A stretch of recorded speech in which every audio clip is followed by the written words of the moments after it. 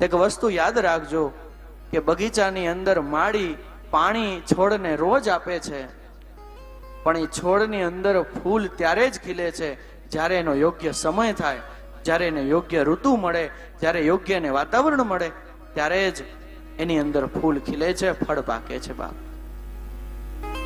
એ મારા ને તમારા જીવનમાં ભક્તિ રૂપી પાણી રોજ પાતા રહ્યો, સત્સંગ રૂપી કર્મ રૂપી પાણી મને ને તમને આ જીવનમાં પીવડાવવાનું જ છે. પણ યોગ્ય એક સમય આવશે, એની બરાબર ઋતુ બંધાશે, વાતાવરણ થશે, હું ને તમે યોગ્ય બની જશું, લાયક બની જશું, ત્યારે આ બ્રહ્માંડની શક્તિ એ યોગ્ય વ્યક્તિને ગોતી જ લે છે. કોઈ માળી એમ વિચાર કરે કે ખાલી આ શિયાળામાં જ પાક થાય છે તો ઉનાળામાં પાણી શું કામ દઉં? અરે નહીં દે તો બળી જશે, સુકાઈ જશે, કરમાઈ જશે.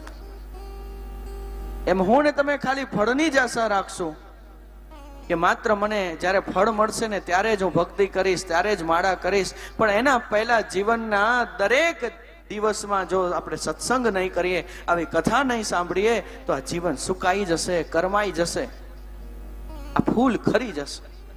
ફૂલ ખરવાનું જ છે, પણ ક્યાં ખરે એ પછી જમીન ઉપર કોઈ કાદવમાં, કીચડમાં કે નાળીમાં પડે કે ફૂલ પરમાત્માના ચરણોમાં ધરે, એ નક્કી એ ફૂલનું ભાગ્ય કરે છે.